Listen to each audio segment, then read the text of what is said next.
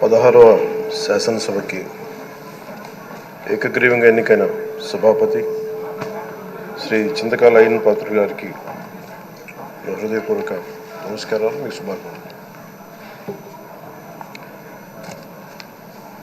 ఇది నేను మొదటిసారి అసెంబ్లీలోకి అడుగు పెట్టడం. ఇలాంటి సుదీర్ఘ రాజకీయ అనుభవం ఉన్న దాదాపు 7 సార్లు ఎమ్మెల్యేగాను, ఒకసారి పార్లమెంట్లో అడుగుపెట్టిన మీకు, Panchayati Raj, technical education, forest, R&B అనేక మంత్రిత్వ శాఖల్ని సమర్థవంతంగా నిర్వహించిన మీకు ఈ సభాధ్యక్షుడు, ఈ స్పీకర్ స్థానంలో కూర్చోవడం నాకు చాలా ఆనందంగా ఉంది. ఇన్ని దశాబ్దాలు ప్రజలు రాజకీయ జీవనంలో ఇన్ని దశాబ్దాలు ప్రజలు మీ వాడి వేడి చూశారు. మీకు కోపం వస్తే ఋషికొండను చెక్కినట్టు ప్రత్యర్థులకి పదునైన ఉత్తరాంధ్ర యాసలో గుండు కొట్టేస్తారు.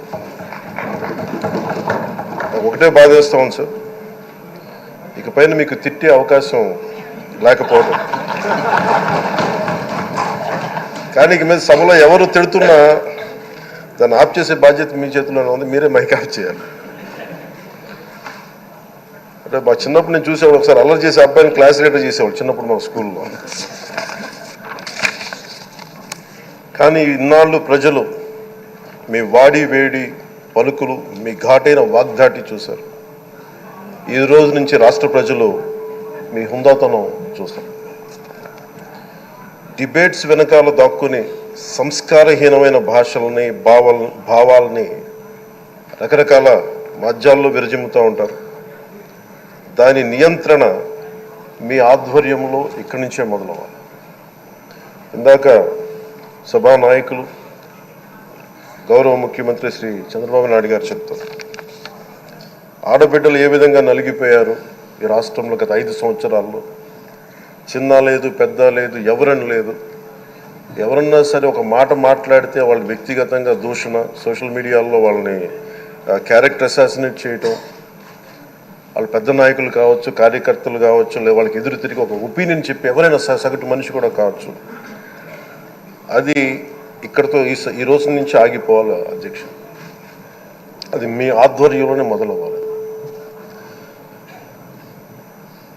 గత ప్రభుత్వం తాలూకు సభ జరిగిన విధానం చూస్తే ఈ వ్యక్తిగత దూషణ ఇవన్నీ చాలా ఇబ్బంది పెట్టే ప్రజలు.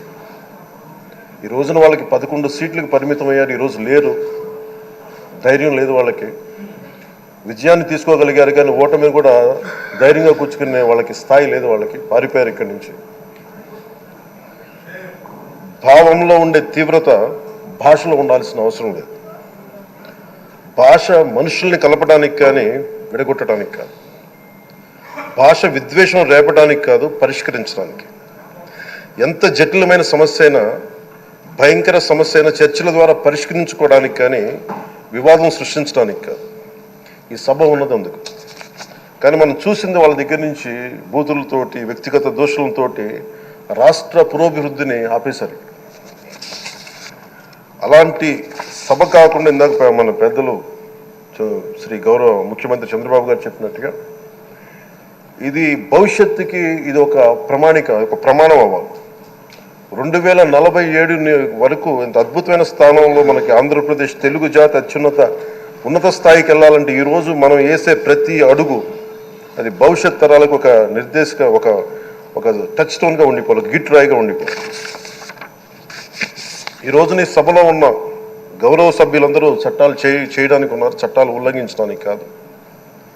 విభేదించడం అంటే ద్వేషించడం కాదు, వాదించడం అంటే కొట్టుకోవడం కాదు. ఇవన్నీ విభేదించడం, వాదించడం ఇవన్నీ ప్రజాస్వామ్యానికి చాలా మౌలికమైన పునాదులు.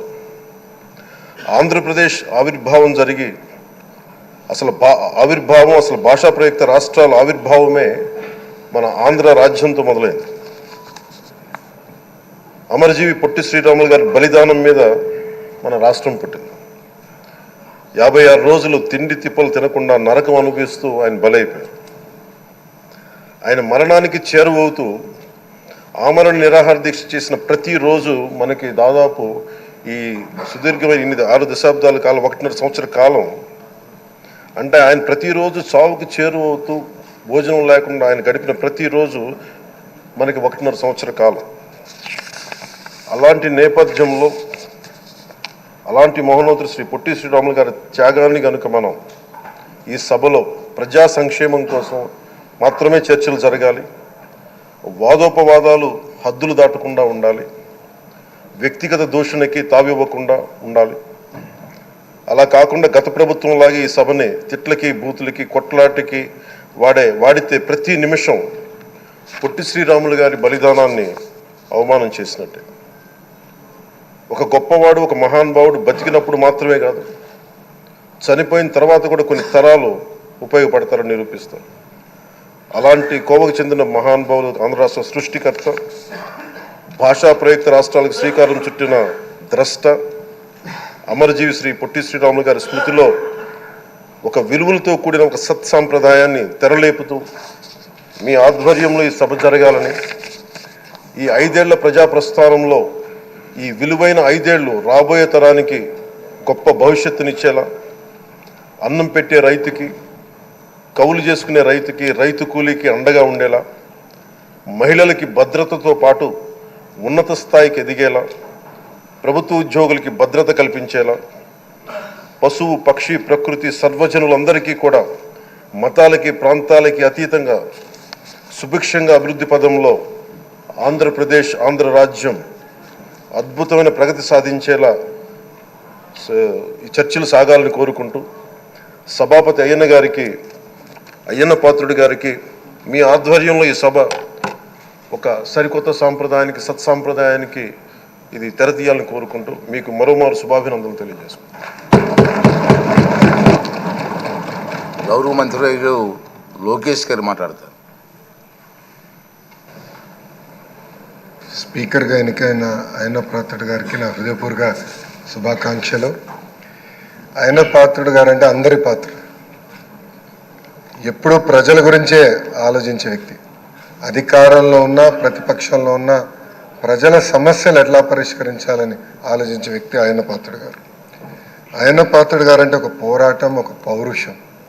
ఇప్పుడే పవనన్న అన్నట్టు క్షణికావేశం కూడా ఉండేది, ఇప్పుడు ఇంకా అవకాశం లేకుండా పోయింది. 1983లో విశ్వవిఖ్యాత నడసార్వభౌమ స్వర్గీయ నందమూరి తారక రామారావు గారు ఆనాడు తెలుగుదేశం పార్టీని స్థాపించినప్పుడు 25 సంవత్సరాల వయసులో మీరు ఆనాడు పోటీ చేశారు, ఎమ్మెల్యే అయ్యారు. ఆనాడు భారతదేశంలోనే సెకండ్ యంగెస్ట్ ఎమ్మెల్యేగా అయ్యన్న పాత్రుడు గారు నిలబడ్డారు.